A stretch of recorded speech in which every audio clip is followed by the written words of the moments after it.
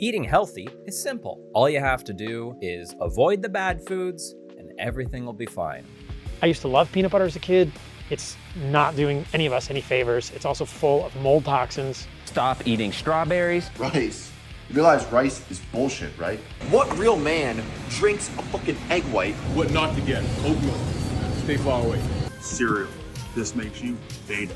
I mean, we can get this if you want to destroy your nervous system. You're a dumbass if you think you're gonna come in the grocery store and get shredded on fucking Greek yogurt. Guys, why the fuck are you still eating vegetables? You realize this shit's just gonna make you fat? Water is a scam. Water is a solvent, so it's dissolving your body. Oh no. I really don't want to wade into the culture of food demonization and food phobia. As far as I'm concerned, if someone is taking videos of themselves shirtless, yelling at cereal boxes in a grocery store, you should treat that person the same way that you would if no one was recording them. The trick is if you avoid eye contact, you don't enter their reality. So instead, let's answer a different question. Not what foods are unhealthy, but what foods are healthy. Or more specifically, what makes a food healthy? One of the most common shorthands for a healthy food is a food that is low in calories, or more specifically, low in calorie density.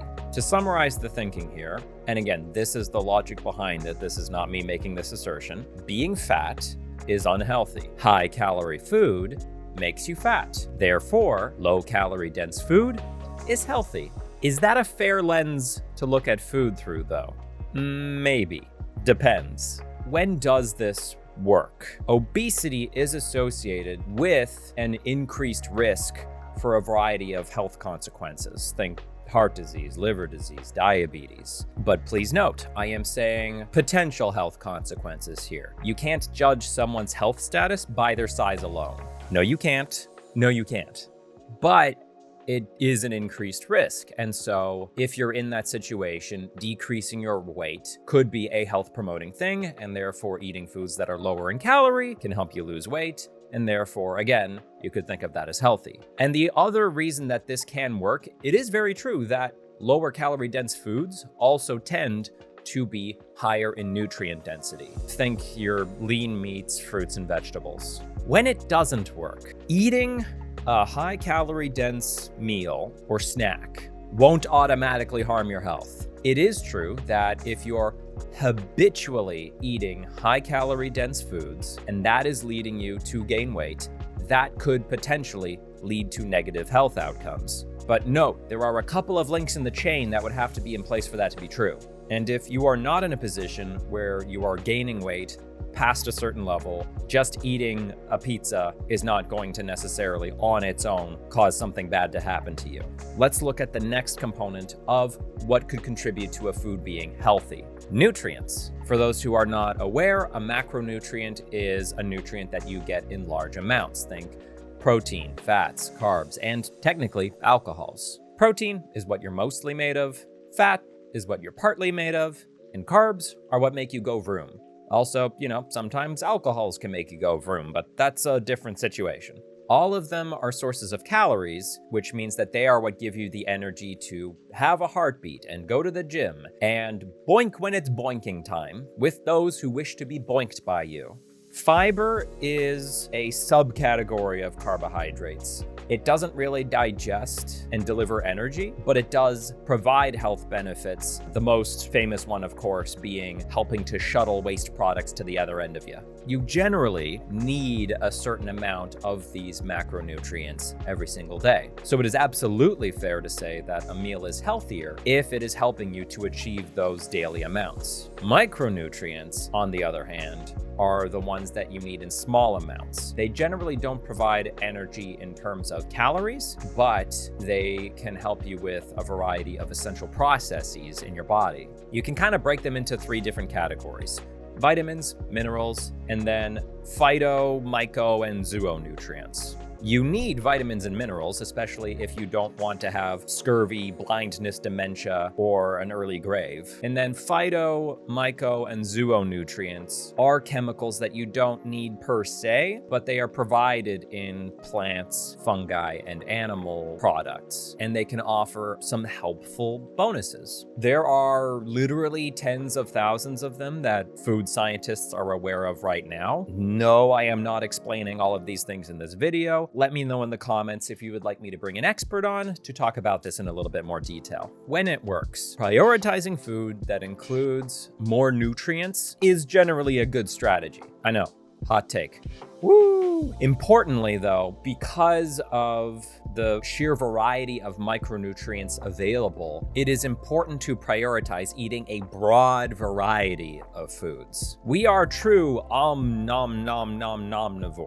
We can eat basically anything, and from those things, we can extract the stuff that we need and expel the stuff that we don't. We can actually consume, with no real problems, substances that in larger doses would 100% poisonous. Looking at you, alcohol. I'm not mad at you, alcohol. I'm just pointing something out for the video. Okay, I still love you. The broader your diet, the more likely it is that you are going to get the maximum spread of nutrients that you will benefit from. When it doesn't work, here's a hypothetical. Let's say that through some new gene testing process, you know the exact doses of every single macro and micronutrient that you require in a day to get fully optimized health, whatever that means. And you have done that. You have had every single macro and micronutrient in those exact doses, 100% covered and optimized. And now you're eyeballing that butter tart in the background. For those who aren't from Ontario, butter tarts are absolutely delicious. It's like a mini pecan pie with the pecans being optional. Pecan? Never quite learned how to say that. In this circumstance, is that butter tart unhealthy? No.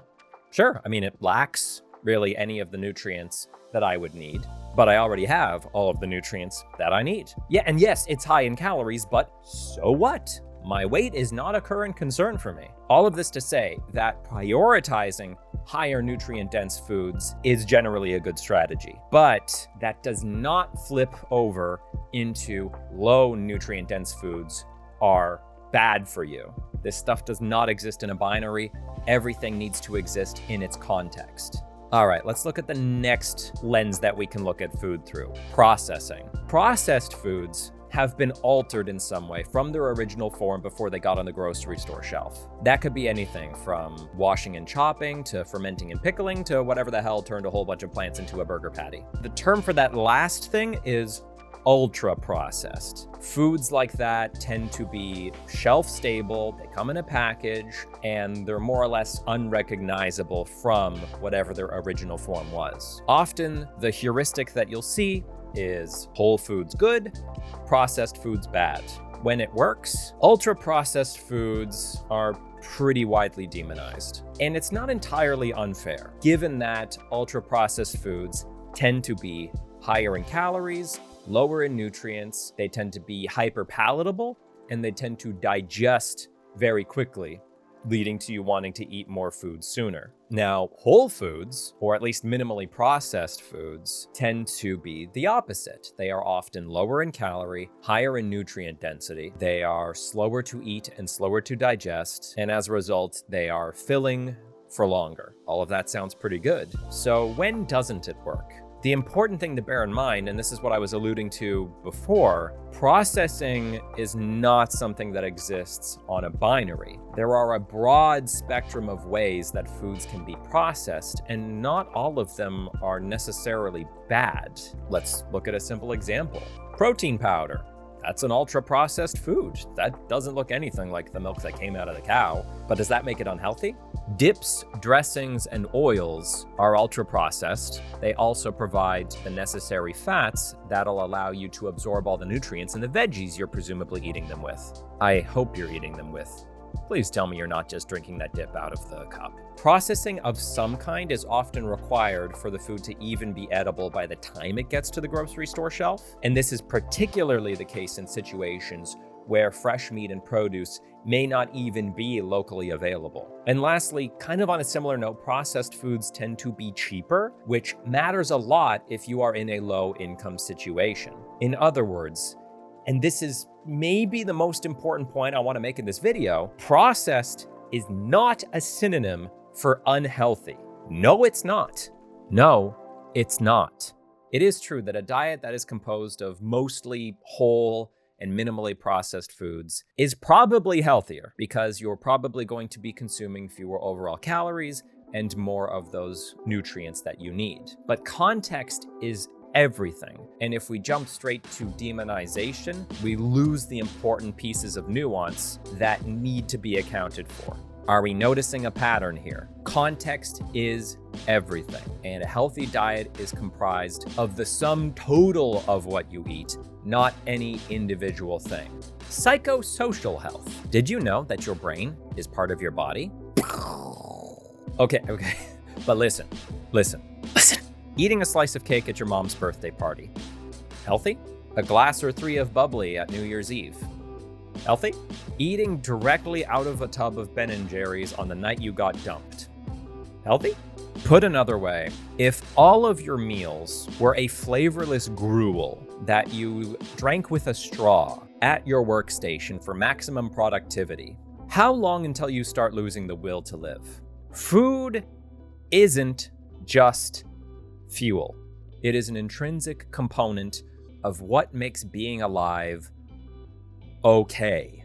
Frank Turner's song 1933 features the lyric, "Be suspicious of simple answers, that's just for fascists and maybe teenagers." You think our ancestors would eat this shit? And that absolutely applies when it comes to healthy eating. A healthy diet is the sum of its parts. Every single part serves a function, and you can live a long, healthy life while allowing yourself a great deal of flexibility in the foods that you choose to eat day to day. The human body evolved to become incredibly versatile in the things that you can eat. Approaching any dietary habit without consideration of this fact is a disservice to yourself. Nor should any dietary approach, barring an allergy or an intolerance, be built around total exclusion of any type of food.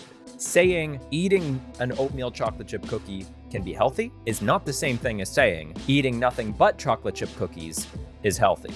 Nutrition is a very personal and very complicated thing. And unfortunately, a lot of the necessary nuance gets lost when the conversation is being dominated by people saying everything that you eat is poison. So if you see someone talking in absolutes about any type of food in particular, just don't make eye contact and walk right past them.